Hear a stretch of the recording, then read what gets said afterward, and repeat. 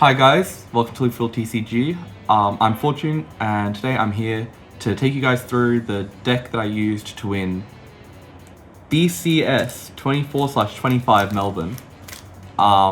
And of course, as you can tell from the thumbnail and everything, that deck is SHIRANUI. Wow. Wow. Okay, so we'll start with the grade 3/4, the 1/4. Obviously, you have to run your 4 Obero. That's your ride target. 2, Stealth Dragon SHIRANUI gets you Soul, and against Katrina, or just any deck that can make tokens, the neg 1 is pretty big. But also, yeah, there's just a very solid hit on the first grade 3 turn. Also, I do play 4-Bidol, which is why we play the 1 Esperidia as well, just another restander. And 4-Bidol being able to get these 2 out is basically like, oh, 1 card and I have all of my attacks set for the turn. Okay, now we have our grade 2s. So obviously, we have 4 of the Ride Fixer. We are playing the Crest variant, so you do need to see it. This other skill that has though when it's boosted to Ditch 1 is very relevant as well, especially with, you'll see it later, but it's if they have 4 or less cards in hand, and this sets them to 4 cards, so it's very, very useful.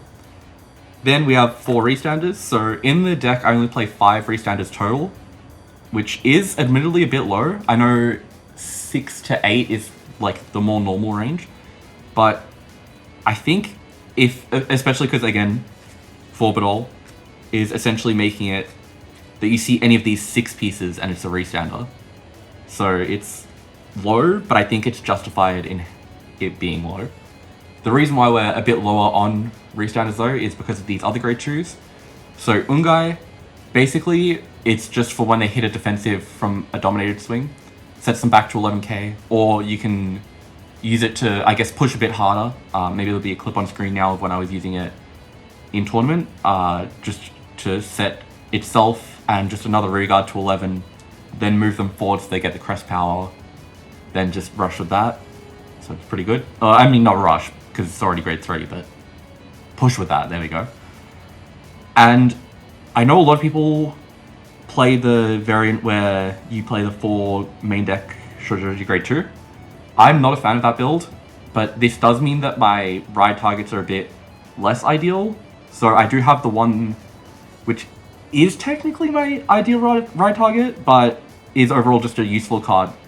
Whereas Shojoji, if you don't hit it as your ride target, it's just dead. So this is why I like this one instead. Makes 2 evil decoy tokens, so a little bit of defense, and it's just nice to have. Hits for 19 on rear guard as well. Now for our grade 1s. Obviously, as I said before, we're playing the Crest variant, so we have to play 4 Seizu. That's pretty self-explanatory. See it in your opening hand. Basically, what you're redrawing for is this guy or this guy. If you don't have any of these in your opening hand, 5 back. There's usually no reason not to. Next, for the other grade 1s, 3 Unen. It's just very useful for getting your stuff back to hand, bouncing it. If you do miss, it's your second best ride target, but it's like, that shouldn't come. You should just be aiming for Seizu. The bouncing skill is quite helpful to rush though, and it also does generate you 1 soul, which is just restand cost, so very good. 3 Honolly. I think Grand Blue is one of the tougher matchups for this deck, so Honolly is very key for that because it basically lets you survive their turns by restricting, like usually 1 Honolly on its own doesn't restrict it enough, but if you have 2 or 3 in 1 turn, like you should usually be living that turn. It does come up in other matchups as well, but even when it doesn't, it's the only, well, okay, not the only. These are the ones with 10k shield, and this, but this is usually more. So it's just nice to have the 10k shield as well, where the other pieces are a bit smaller. Next, we have 2 of this one. So the problem I was coming into was I would see my crest, but I wouldn't see Obero.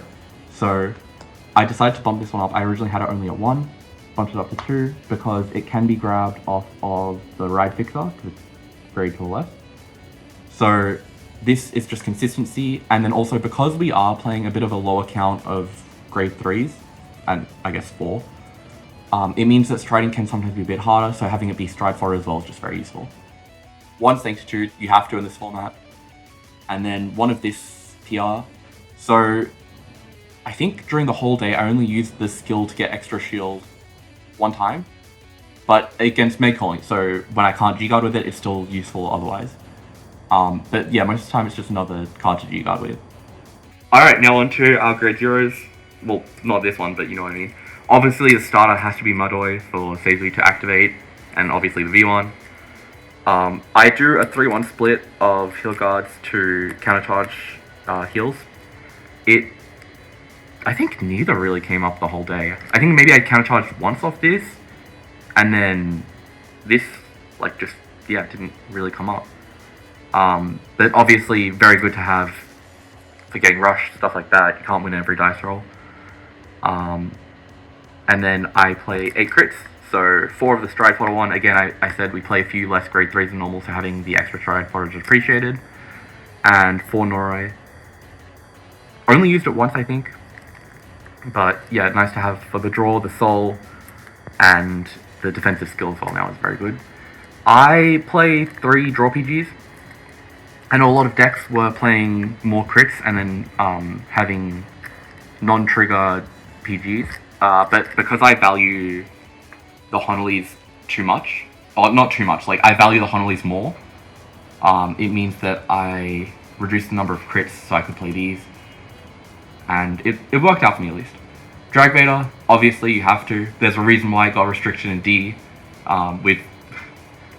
with this card right here.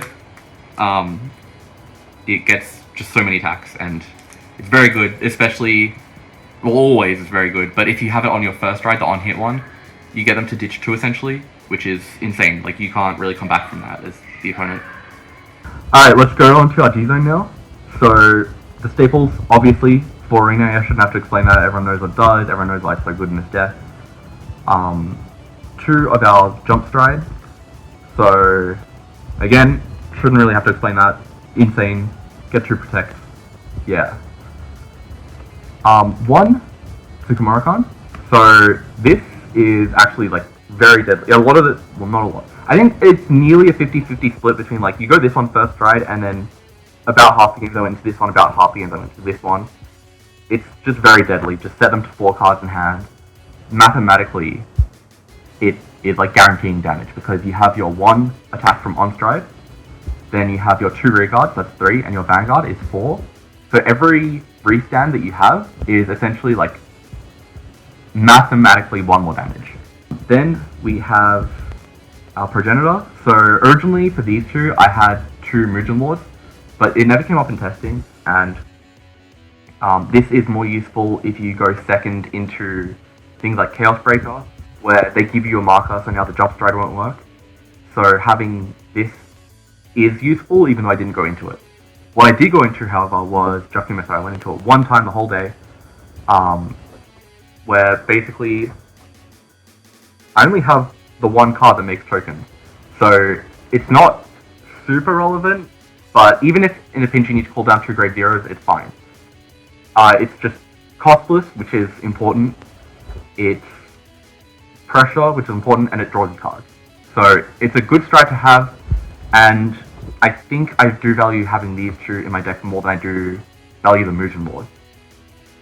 Next we have the original Mukuro, not the D1. So I personally don't like the D1 in this deck, just because it dies to ladder and also requires the Progenitor type of cost to stride with, or you have to discard a card thing in with your Vanguard. But this one flips a G-Zone, so you get the extra 5k from your crest, works around ladder, and does not cost Counterblast. So this does come up, even though I didn't use it in BCS. Actually, at the shop challenge where I want to buy a card, I used it every single round. 1 Harmonic Messiah, don't need to explain that, everyone's playing 1.